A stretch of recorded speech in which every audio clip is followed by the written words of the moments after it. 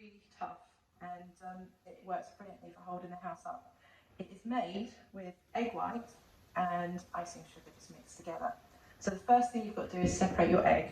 Now the easiest way I find to do this is to crack the egg on the side of the bowl, and then if you open the egg carefully, keeping the yolk in one half, and then gradually pour the yolk back and forth, letting the white dribble into the bowl below, and you'll be left with, you don't want to break the yolk, you'll be left with your egg white in the bowl like that. You can use the yolks for whatever, omelettes, use them in cooking. I end up throwing them away, otherwise I just end up using loads of them.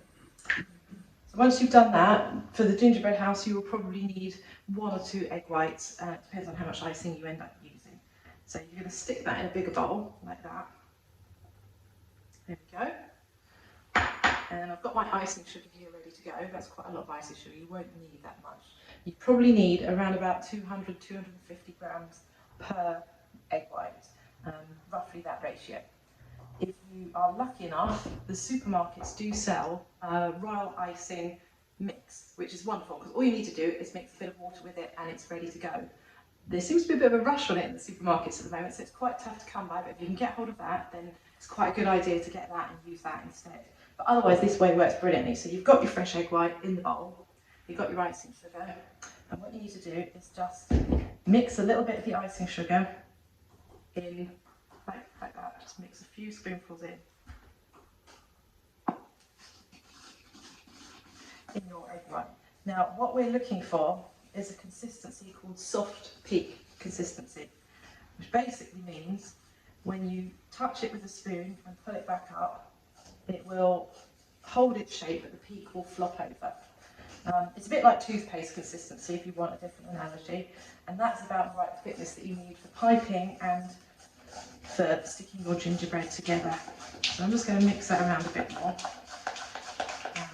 Now, as you can see, that is way too runny at the moment. That's not going to stick anything together like that. So I'm going to put a bit more icing sugar in there. Should have used another spoon, but never mind, I'll just stick a bit more in. So put another spoon in. And I'm just going to mix that in carefully. You will find that your kitchen gets absolutely covered in icing sugar. It does, no matter how hard you try and keep it clean, it just goes everywhere and it looks like you haven't dusted in years. But at least it tastes nice. So there we go, getting there. Now that is still too runny. You see it's drizzling down, it's not holding its shape, it's still too runny for gingerbread building. So I'll add another spoonful in. Let's see how it gets on now. As I say, getting this part right is really important because if your glue's not right, your gingerbread house won't stand up no matter how hard you try. So it's a really good idea to make sure your icing is good from the off. So I'm getting there with it. I think that's about right now.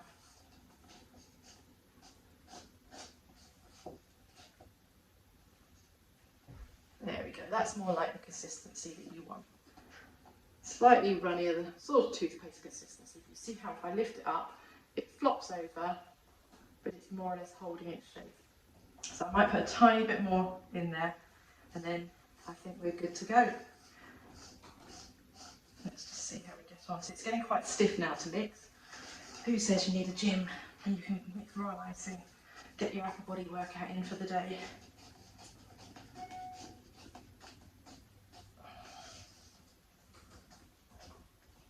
So that's great now. You can see that, like that, and it's flopping over, but it's starting to hold its shape. So that's perfect for making your gingerbread house.